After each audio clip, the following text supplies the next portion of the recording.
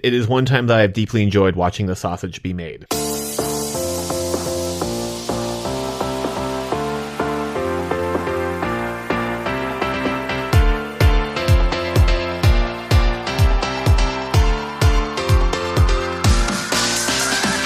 Hello, and welcome to the Euro What, episode number 195, our Eurovision 2023 Grand Final Preview. We are a pair of Americans trying to make sense of the Eurovision Song Contest. I'm Ben Smith, and I'm joined today by Mike McComb. Hey, Mike. Hello. In this episode, we'll be recapping the Eurovision 2023 semifinals and making our picks for who wins Saturday's Grand Final. Mike, how is it going? It's going fine for somebody who's not in Liverpool. It seems like the party of the century is happening over there this week.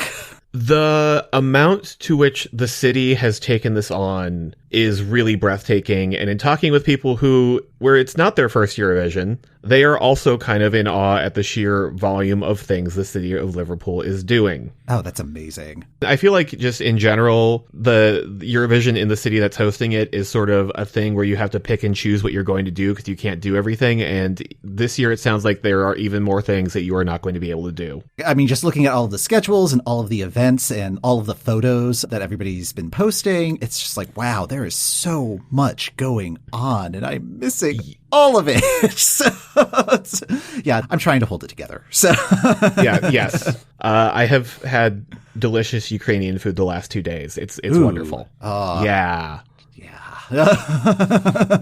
It's also just been a crazy week Eurovision-wise. These have been some really good shows so far. Super good. I have gotten to go to both the media-only dress rehearsal and then what used to be the jury versions of both semifinals. And then I also watched them on TV from our flat here in the center of Liverpool just to get a grip on what those look like on TV. Really, that's the way to do it. I've really made a point of watching the actual shows from home, just because I've been doing a ton of walking and my legs are tired, but also because it's a television program. What does it look like on TV? Let's talk about the first semifinal from this Tuesday. The 10 acts that advanced from Tuesday are Croatia, Moldova, Switzerland, Finland, Czechia, Israel, Portugal, Sweden, Serbia, and Norway. What did you think of the first semifinal, Mike? I really enjoyed it. I thought it was a great show, and I'm impressed with how well we did in our picks. We mostly nailed it on the head. I think Switzerland was a surprise, not a surprise. Yeah, the only one from mine that I think I, basically just swapped Switzerland and Ireland on my side, and I think we had it. Yeah, it was Switzerland and Azerbaijan for me. I don't know why I was so dead set on Azerbaijan. It's just I really like their outfits. And if unfortunately, it's more than just the outfits. They were making so many changes during the show, and that's been one of the fun things about the process this year, because you were there for the live rehearsals. I was able to watch it from the online press center, and it's amazing how many changes were made from that first rehearsal on Monday to what the actual show was on Tuesday, because there aren't a lot of opportunities to make changes, but the changes that it did make, I thought, were overall quite positive. It's really cool to watch the hosts sort of try out the script in real time and go, that's not working for me. And again, just sort of figure things out again. Like the rap that Alicia Dixon was doing during one of the first breaks in the green room. They were having so many sound problems and then blocking problems. It's I can't have the microphone in her face and then do this response, and figuring all of that out and seeing how this show is coming together. That was really cool. One change that I'm happy that the show attempted to make that did not go anywhere was it had been announced sometime before the shows that they were going to be trying a new way of announcing who got through and who didn't that was reminiscent of the X Factor with everybody on stage on risers. I had made the decision at that first media dress rehearsal to leave after the main performances just because I had tickets for the evening and I wanted to have something be a surprise, which was the intervals, but also meant that I didn't see the dress rehearsals of the 3 big 6 countries for that night, or them testing out the new elimination method and sort of blocking that and seeing what does this look like. Okay. Yeah, I had to check out before that part of the rehearsal as well. Just trying to visualize how that was going to work. That's a lot of people on stage and no exit strategy when it gets to the announcement of the 10th finalist. It's very reminiscent of American Juniors and a lot of crying children without without anybody there to immediately console them. And it's like, oh, that was going to be so gross. That was going to be so gross. But thankfully the producers were just like, oh, yeah, this just isn't going to work. And it's like, So yeah, it's like by the time I saw the one photo that somebody took during that rehearsal and put on Twitter, and that was just sort of going all around, we also had an email in our inbox saying, hello, we are not doing this anymore. Even without the cruelty dimension of it, the original plan was having everybody on stage, announcing 5, then interviewing each of those people about like, oh, how does it feel to advance? Which is not the most compelling question anyway. Yeah. But then it's just like, oh, okay, and then we got to go back to this. It's just like way too many moving parts. The BBC's been running a very tight ship on this production, which is also like a huge plus for this year's shows. That would have totally broken what they have been doing so far. It is a well-oiled machine, and that was just a weirdly errant moment in what they wanted to do. I'm just worried that it's still on the idea board for future years. Hopefully somebody sneaks that card off of it. So.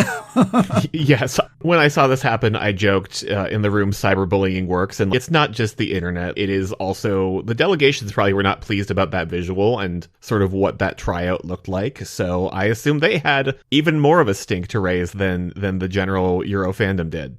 And somebody tweeted the very good point that didn't even occur to me. Greece's entrant is 16 years old. So, like, not an actual adult yet. And putting them in this situation after they had already signed the paperwork, it's like, oh, that's not... No, don't know. Yeah, no, we have some very young performers in the mix where, like, if this is their first performance on a big stage, they don't need the way that it ends to be that. In front of an international audience. Like, no, thank you. No. Keep this idea off of the books, Eurovision, please. So yeah, truly.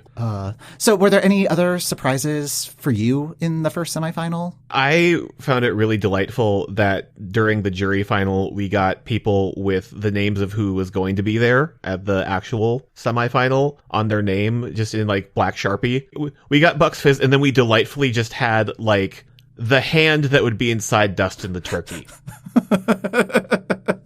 Part of me was like, oh, they're doing a joke. Like, I thought that was just going to be a hand in the real thing. Like, of course they're going to get actual Dustin the Turkey, but like, it was very funny to just think that like, oh, no, they just have the hand. They probably could have done that and it would have been just as effective. Yeah, like, honestly, like, it would have been just as funny. Really props to Hannah for playing through it. Total professional about it. I am surprised that she has not hosted more stuff because she is real good at this. Yeah. Well, all 3 of them have been doing a fantastic job. And then the other thing that I was pleasantly surprised by, since I had not seen it during the actual media run through, was that number set to Duran Duran's Ordinary World.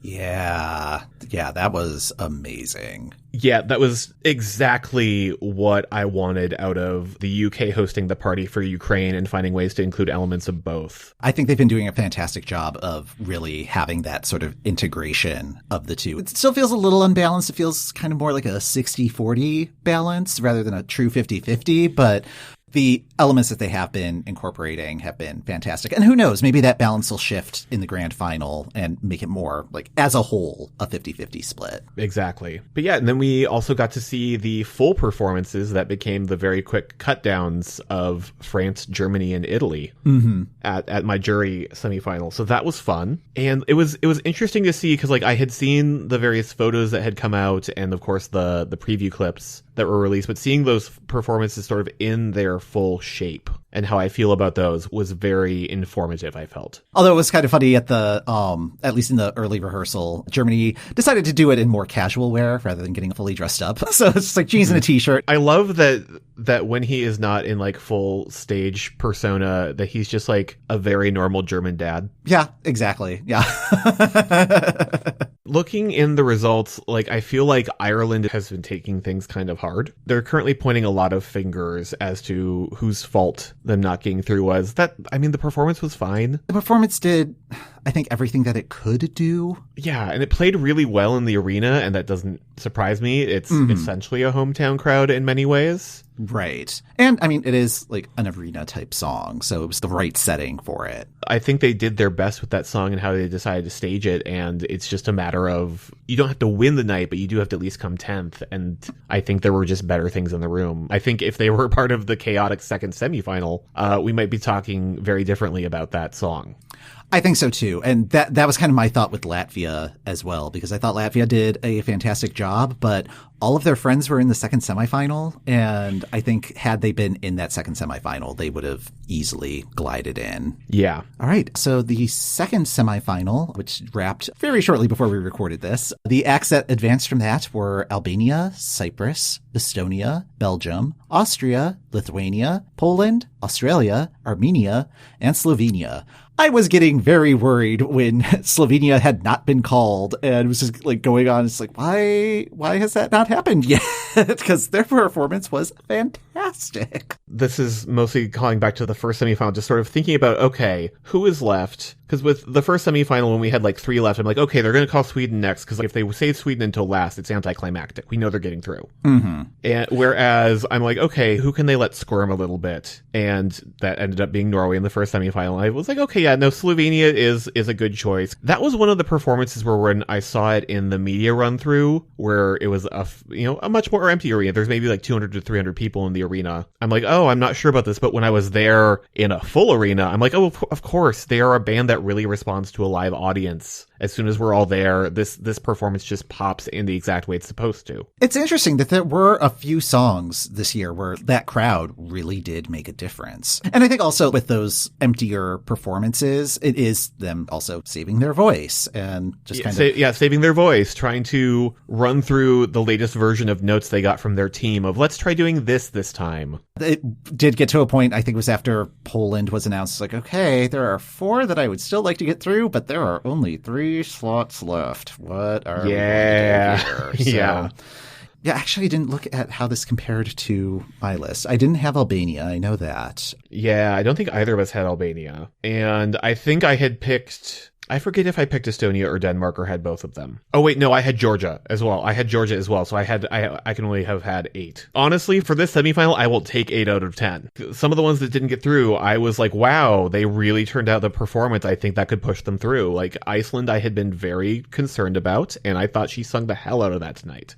I think both Iceland and Georgia were particularly hurt by this being a 100% televote. Like, if the juries were a part of this process, I think that would have been more than enough for them to get through because, yeah, as you said, Iceland sang the hell out of that song.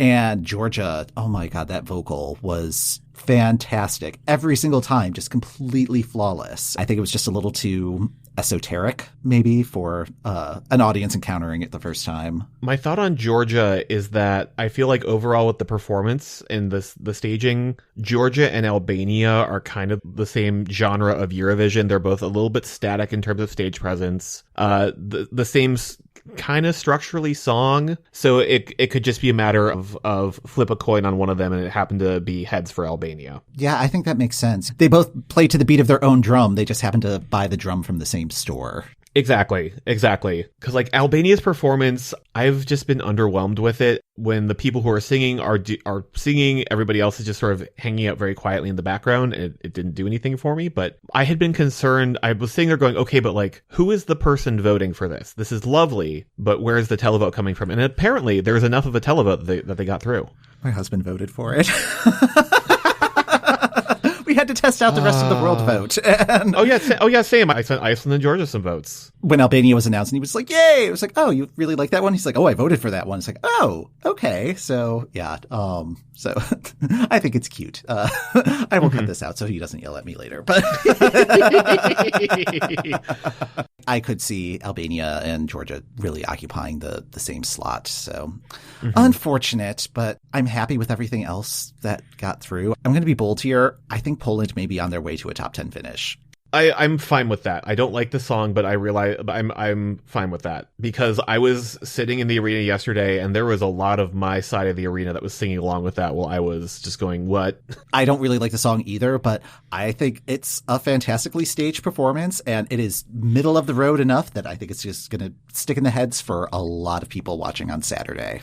The staging is still very graphic design is my passion to me. There is so much happening that does not need to be happening. Why is the version of her on the screen in a different dress? We have seen her in the orange and purple dress. Oh, that didn't even occur to me. Like, I will say, I think they did some editing on that because they weren't doing like the weird overlay during the unnecessary dance break. I will begrudgingly allow this one into the final because we've gone on a journey with it. I understand what it is doing. I do not want it to be in the top 10, but the other one that really got a crowd reaction from my jury final that I'm interested to see where it shakes out, Belgium. Everybody in the room, the youngs, the olds, that is just so joyous a performance. Everybody loves it. That one I can see doing very well as well.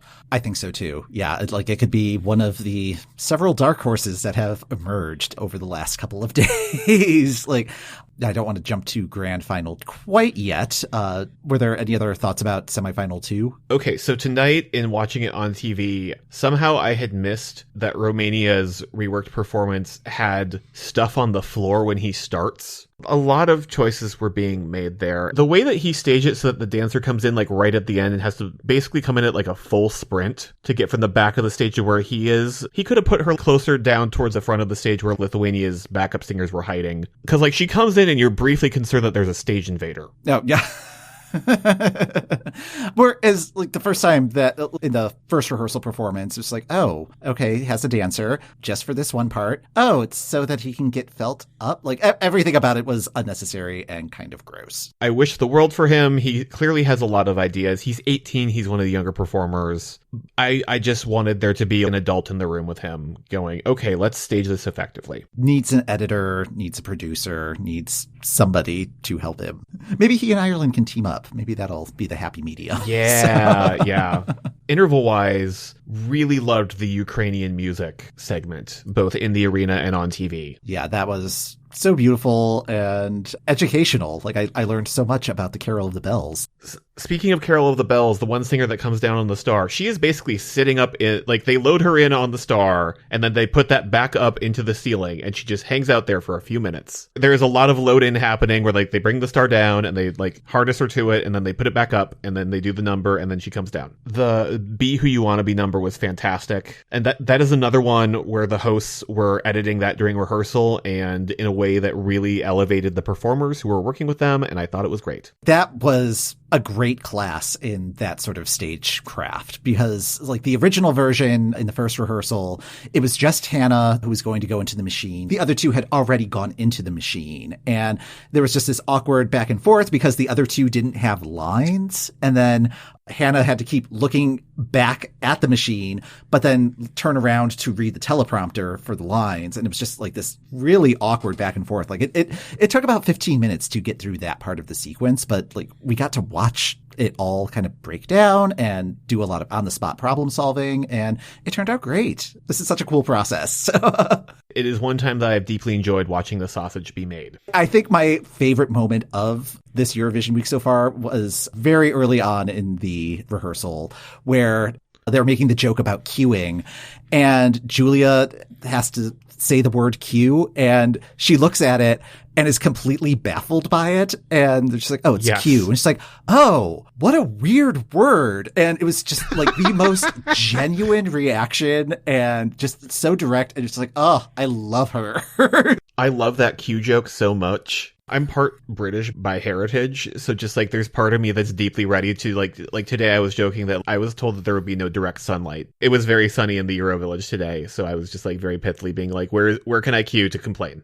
Just the notion of it's even better when you don't know what it's for. How exciting. The thrill of it all. Okay, talking about the thrill of it all, we are ready for the grand final on Saturday. Well, sort of. Like, I'm not sure if I'm emotionally ready for it, but it is happening on Saturday. As we record this, as far as I know, the producers have not released the official running order. I'm doing a couple refreshes on the Wikipedia page to make sure. Yep, we still only have first and second halves. Because they're still doing the press conference and stuff, and they're not going to want to interrupt that. So I think the schedule is the wee hours of Friday is when that schedule will be coming out. But we know who's in which half, and I think that's going to be more than enough information to work off of, because theoretically, the running order should not matter unless you're the stage crew. Anybody should have a fair shake at this, despite what we think from previous times. It's really shaken out in a kind of evenly distributed way. Like, there are favorites scattered in both halves, and I was looking at the numbers, and it's an even distribution. Like, 5 from the second semi and 5 from the first semi are in the first half, as are 3 of the 6 auto qualifiers. And yeah, so it's equal on both sides. The big favorites going into Saturday, Finland, Sweden, France, Spain also is in the first half. So, of course, people are freaking out about that. There are so many, I think, of the top of the bookies list that are in the first half of this final, and that's why everybody is all in a tizzy. Like, I was watching the internet the second that Karja drew first half go, it's over, and then Loreen also drew the first half, so we're back in the game, baby. Yeah. I really don't think it's going to matter, because it really should not matter.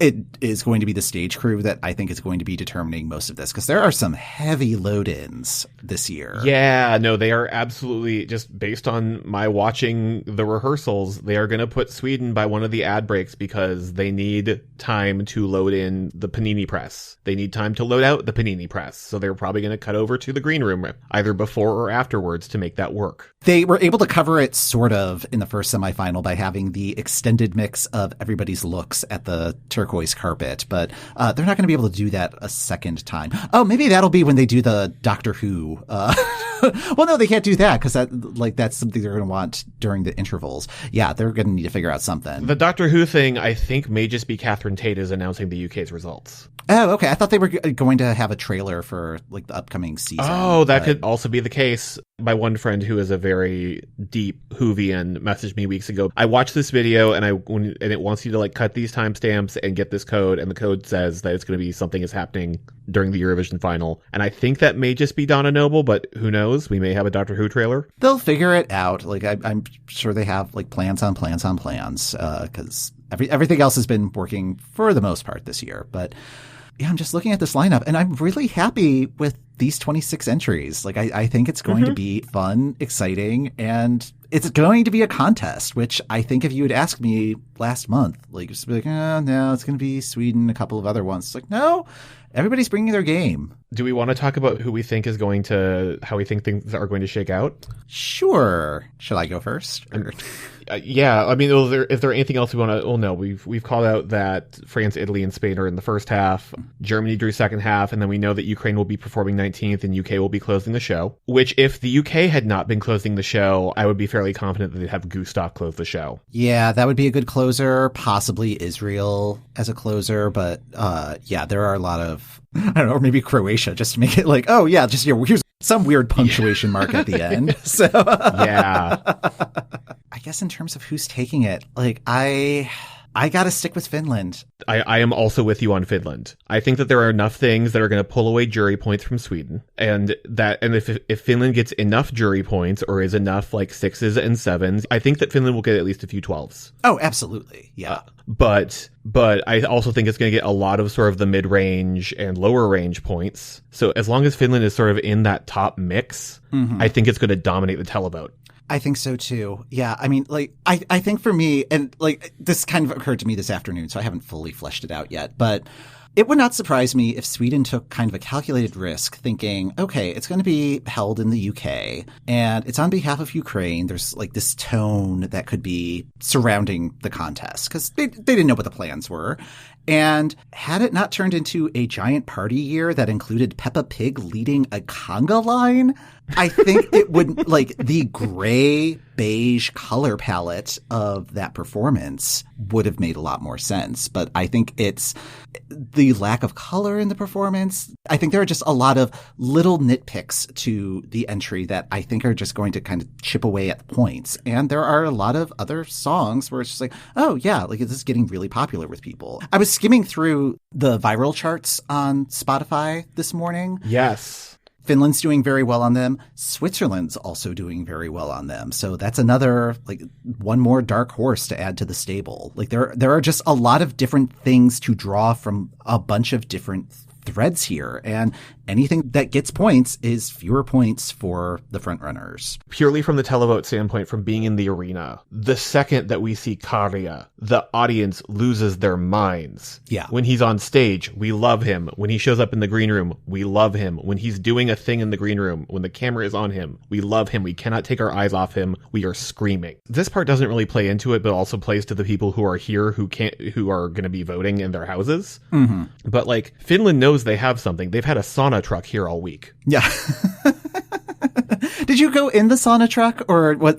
Like, was it usable? Or I'm trying to figure out when they have open sauna today, like tomorrow or Saturday, because I would like to check it out, and I just need to like bring a towel from our apartment over, I think. Yeah. They've been doing a bunch of press over there, though. That has been their site of press. I think there have been just like a lot of press people want to talk with them too. Saturday's going to be a mess, but I'm hoping it's going to be fun mess instead of like, ugh, yes, mess. So. Yeah, yes.